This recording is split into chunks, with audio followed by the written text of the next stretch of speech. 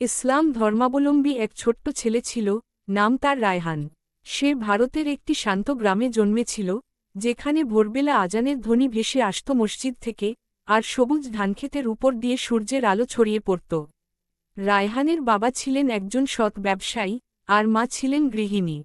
ছোটবেলা থেকেই রায়হানকে শেখানো হয়েছিল সততা, পরিশ্রম আর মানুষের প্রতি দয়া করার শিক্ষা। তার দাদু প্রায়ই তাকে নবীদের গল্প শোনাতেন, বিশেষ করে মুহাম্মদ এর জীবনের কথা। দাদু বলতেন, মানুষের উপকার করাই সবচেয়ে বড় ইবাদত। রায়হান পড়াশোনায় মাঝারি মানের ছিল, কিন্তু তার মন ছিল খুব বড়। স্কুলে কেউ টিফিন আনতে না পারলে সে নিজের টিফিন ভাগ করে দিত। একদিন তার সহপাঠী করিম বই কিনতে না পেরে কাঁদছিল। রায়হান নিজের সঞ্চয়ের টাকা দিয়ে তাকে বই কিনে দিল। শিক্ষক বিষয়টি জানতে পেরে তাকে খুব প্রশংসা করলেন। কিন্তু জীবনের পথ সবসময় সহজ ছিল না। এক বছর তার বাবার ব্যবসায় বড় ক্ষতি হল। সংসারে টানাপোড়েন শুরু হল। রায়হান বুঝতে পারল, এখন তাকে পরিবারের পাশে দাঁড়াতে হবে। সে স্কুল শেষে এক দোকানে কাজ শুরু করল। রাতে পড়াশোনা করত, দিনে কাজ করত। ক্লান্ত হলেও সে কখনো অভিযোগ করত না। একদিন স্কুলে ঘোষণা এলো, জেলায় বৃত্তি পরীক্ষা হবে। রায়হান সিদ্ধান্ত নিল সে অংশ নেবে।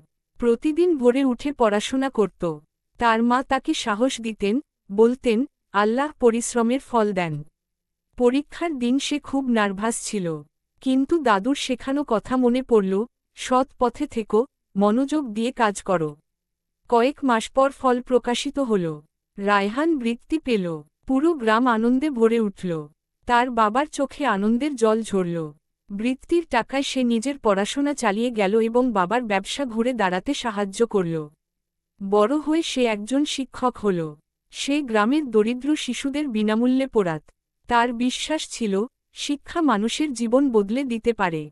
বছর কেটে গেল। একদিন গ্রামের মানুষ তাকে সম্মাননা দিল। সবাই বলল, রায়হান আমাদের গ্রামের গর্ব। সে মাথা নিচু করে বলল, আমি শুধু আমার দায়িত্ব পালন করেছি।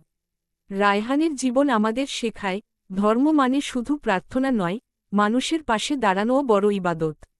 সততা, পরিশ্রম আর দয়ার মাধ্যমে একজন সাধারণ ছেলে অসাধারণ হয়ে উঠতে পারে।